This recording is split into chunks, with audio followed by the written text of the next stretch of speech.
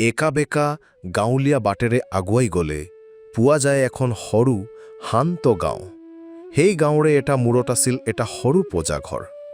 তাত এহাল বুঢ়া-বুঢ়ীয়ে বাস কৰিছিল।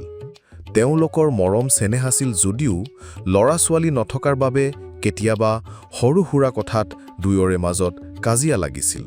এদিন দুপৰীয়া ভাত-পানী খাই বাৰান্দাত বহি দুয়ো কথা পাতি আছিল।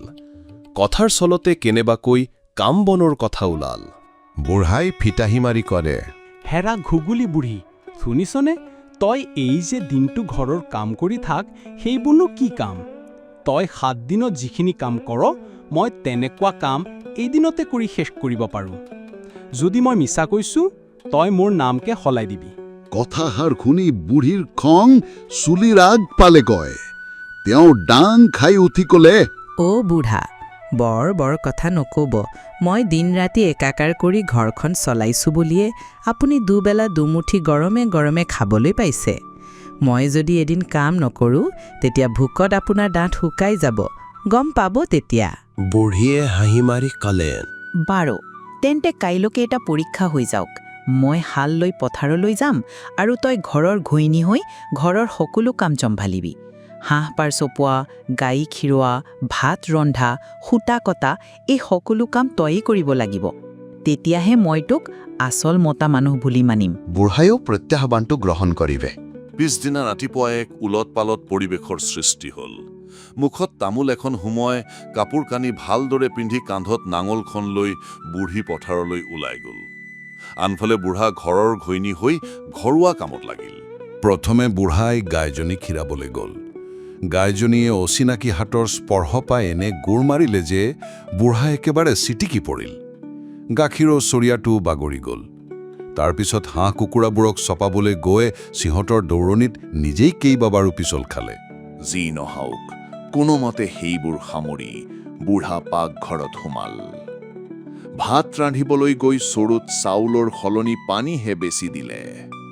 জুইকুৰা জ্বলাওঁতে গোটেই ঘৰখন ধোঁৱাই আৱৰি ধৰিলে। কোনোমতে ভাতকেইটা সিজাই যেতিয়া হতা কাটিবলৈ বহিল, তেতিয়া হতাবোৰ এনেদৰে জট লাগিল যে সেই জট মোকলাওঁতে বুঢ়াৰ নিজৰেই মূৰৰ চুলি ছিঙাৰ উপক্ৰম হ'ল। দিনটোৰ শেষত বুঢ়া ভাগৰি জুগৰি এচকত বহি পৰিল। ইফালে বেলি পৰাৰ লগে লগে বুঢ়ীও পথাৰৰ পৰা ঘৰলৈ উভতি আহিল। হাল বাই বাই তেওঁৰ গাৰ বিষত আধা মৰা অৱস্থা। ঘৰ আহি পোৱাৰ লগে লগে মুখেৰে এটাও মাত নুনোৱা হ'ল। ঘটিয়ে ঘটিয়ে পানী খায়েহে তেওঁৰ গাত তত আহিল। ঘৰৰ বিশৃংখল অৱস্থা আৰু বুঢ়াৰ দুৰ্দশা দেখি বুঢ়ীয়ে বুজিলে যে ঘৰুৱা কামো সহজ নহয়। বুঢ়াই হাতযোৰ কৰি বুঢ়ীৰ ওচৰলৈ আহি ক'লে, অ' মোৰ বুঢ়ী, মোক ক্ষমা কৰি দিয়া। সঁচাকৈ তয়েই এই ঘৰৰ ঘৈণী, ঘৰৰ লখিমী। তোৰ অবিহনে এই ঘৰখন নচলে। মই শপত খাই কৈছোঁ, আজিৰ পৰা তোৰ কামত কেতিয়াও হস্তক্ষেপ নকৰোঁ। নলগা জেঙত লাগি আজি মই তাৰ ফল হাতে হাতে পালোঁ। বুঢ়ীয়েও হাঁহি মাৰি ক'লে, অ' লাপুং বুঢ়া, ময়ো মিছা নকওঁ। হাল বোৱা কাম তিৰোতাৰ বাবে নহয়। আজি মই তোমাৰ কষ্ট ভালদৰে বুজি পালোঁ। সেই দিনাৰৰ পৰা দুয়োৱে দুয়োৰে কামক সন্মান কৰিবলৈ শিকিলে। তেওঁলোকে বুজি উঠিল যে কোনো কামে সৰু বা সহজ নহয়, আৰু এজনে আনজনৰ কষ্ট বুজি পালেহে সংসাৰখন সুখেৰে চলে। তাৰ পিছত তেওঁলোকৰ মাজত আৰু কেতিয়াও তেনেকুৱা কাজিয়া নোহোৱা হ'ল।